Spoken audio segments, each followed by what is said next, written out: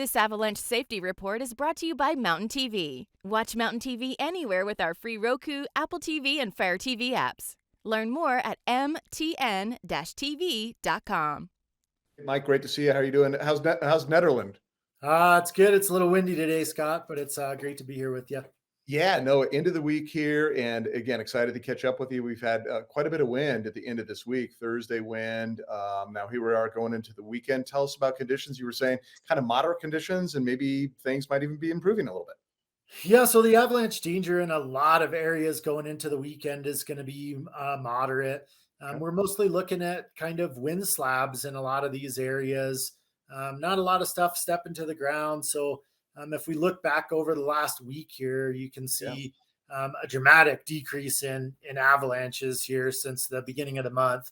And that's great. It means the snowpack is stabilizing. A lot of the avalanches we're seeing are in the new snow or wind drifted snow. And that's what we like to see. We were talking, Mike, that, you can be out and about venturing around and the weather's great. There hasn't been any fresh snow, so you kind of think you're out of the danger zone. But these wind drift areas where they've been impacted by these high winds we've been having can really be a danger zone.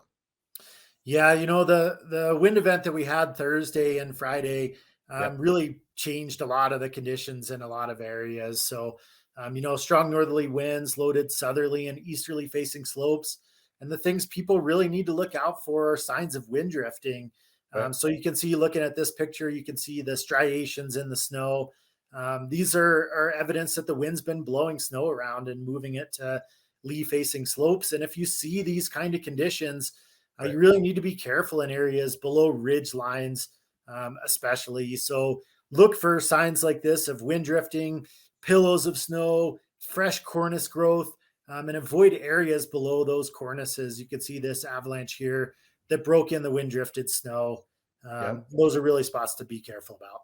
Well, those pictures are great, Mike. And again, I'm skiing all the time and I see areas like that a lot, right? And I think a lot of people don't know to recognize those kind of conditions. So teaming up with you guys, hopefully we're informing people, hey, be on the lookout for these kind of conditions because you might be getting into a spot you don't want to be in. Yeah, I mean, there's a lot of safe areas out there, right? You can look for areas that are below tree line. You can look for areas that don't have these signs of recent wind loading, and you can stay a lot safer by doing that. Yep. Forecast, I know we got a storm. Looks like one coming in Tuesday. Tell us a little more about that. Yeah, so high pressure going into the weekend. It looks like it's going to be a pretty nice weekend. Blue skies, reduced winds. So don't get ahead of yourselves. Don't get overconfident with blue skies coming into the weekend that things are safe. It's still moderate danger. You can still trigger avalanches, especially in these near surface layers.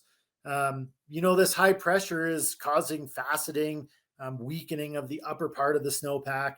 And these faceted layers, near surface faceted layers, are going to become our weak layer when we get more snow. So there's a lot of this going on right now. This is pretty normal. For high that word you're using, faceted. Tell me a little more about that. What does that mean? Yeah, faceting is just a weakening of the snowpack structure. So it happens oftentimes during high pressure periods when the temperature is fluctuating dramatically between night and day. And it's a weakening of the snowpack. People often call it recycled powder is a pretty normal term for that, but it's actually faceting. Got it. Okay. Good to know. And we'll see you back for another update next week. Mike, great seeing you guys. Keep up the good work. And definitely, guys, hit up the website, which will be right at the bottom of your screen there. And you can stay up to date with all the latest. Mike, we appreciate all the hard work. Yeah, thanks, Scott. We'll see y'all next week. Now, you can always stay up to date with the latest forecast at colorado.gov/avalanche. Enjoy the backcountry and make sure you stay safe out there.